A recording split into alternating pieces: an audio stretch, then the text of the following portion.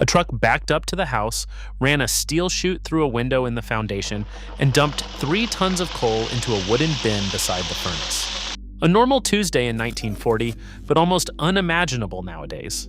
In that year, the Census Bureau asked families how they heated their homes, and more than half the country said coal. That's what the room under your house was built around, a fuel depot, not just a spare room. I'll walk you through 10 things that American basements did, because once you see the list, the strange things in your own American house start making sense. Number 10, the coal routine. That delivery I just talked about was the easy part. Back in 1869, a woman called Catherine Beecher figured a single fire burned through 3 tons of anthracite in a mid-Atlantic winter and up to 4 tons up north, and that math never got friendlier.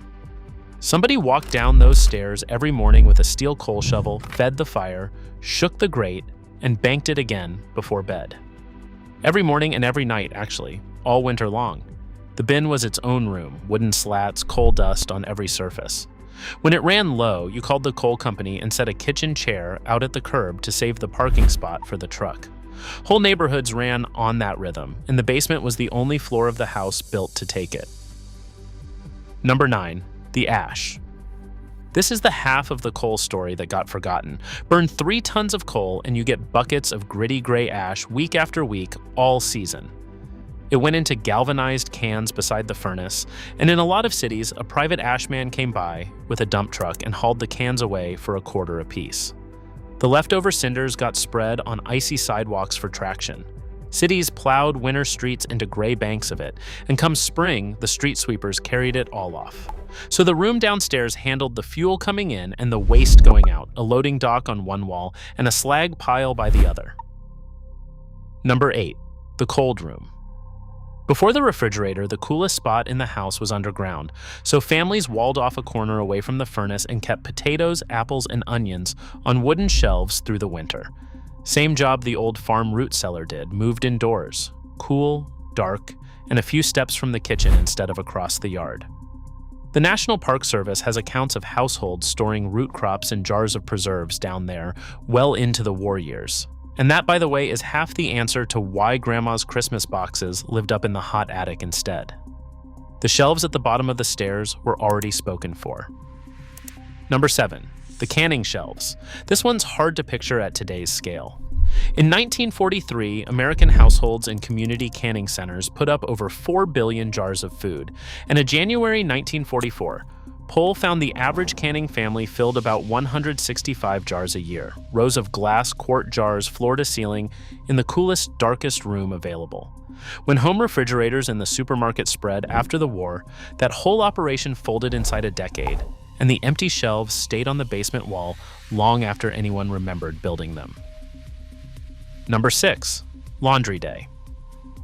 The first automatic electric washer went on sale in 1937, and when builders wired one into the post-war house, they put it where the water and the drains already were.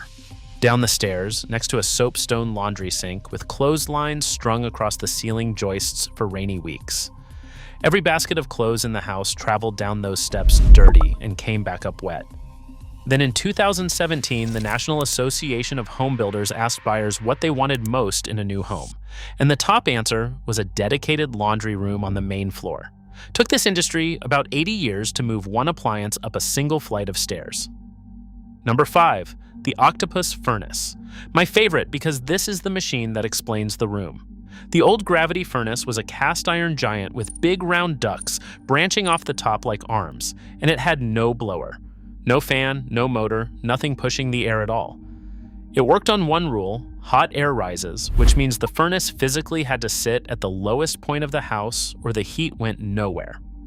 Inspectors will tell you those things ran at around 50% efficiency, half the heat straight up the chimney, and they're right. But look at what the design bought a family. Heat in every room, no electricity, no moving parts, decades of quiet service. The basement wasn't holding the furnace. The furnace required the basement. And before we finish the list, I owe you some honesty. That world was filthy. Coal dust settled on everything 2 floors up, the ash never stopped coming, and when the spring thaw hit, plenty of these basements took on water and stayed damp until June. The dry old basement you're picturing is the one that got everything right and most of them didn't.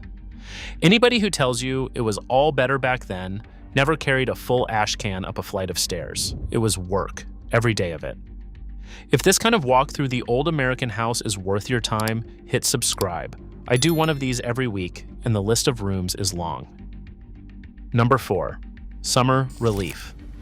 All that earth packed against the walls holds a steady temperature year-round, so before air conditioning, the basement was the coolest floor a family had in August.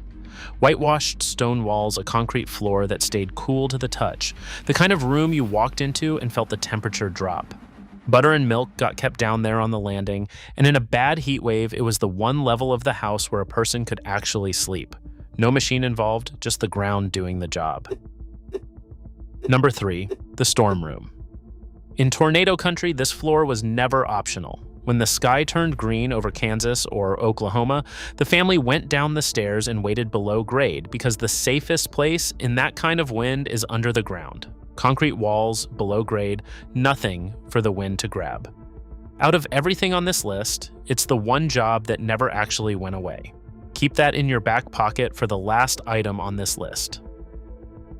Number 2, the machine room. Even after coal died, the basement kept the water heater, the electrical panel, the plumbing runs, every ugly system in the house, all in one spot where a tradesman could reach them. And I'll give modern building full credit here because this is a fight it won fair and square. A white condensing furnace and a tankless water heater fit in a closet now, burn cleaner and cost less to run than the old iron ever did. The equipment shrank. And every time the machines got smaller, the room under the house lost one more reason to exist. Number 1, the reason the hole got dug at all. Almost nobody knows this part. In the cold half of the country, a foundation has to reach below the frost line, the depth where the ground freezes solid because freezing soil swells and will lift and crack a footing that sits too shallow. In Maine, that line runs about 4.5 feet down. So the builder was digging a deep trench, whether anyone wanted a basement or not, and turning the hole into a full room only cost a little extra on work that had to happen anyway. The room came along for the ride. Now watch the modern numbers. In 2000, more than a third of new American houses got a basement. By 2023, it was about 1 in 6, and more than 7 in 10 new houses sat on a flat concrete slab instead. The jobs disappeared, the machines shrank, and outside tornado country and the coldest states, the builders quietly stopped digging. So look at what that room carried. It took the coal in, hauled the ash out, kept the harvest, held the jars, washed the clothes, cooled the family in August, and covered them when the sirens went off. And in the 25 years after the war, nearly every one of those jobs vanished. Coal heat alone went from half the country in 1940 to under 3% by 1970. The room stayed right where it was while everything it served disappeared, and today it holds plastic storage totes and a treadmill with laundry drying over the rail. The basement isn't the only room in the American house this happened to either. The kitchen pantry has the same story, and that one's next.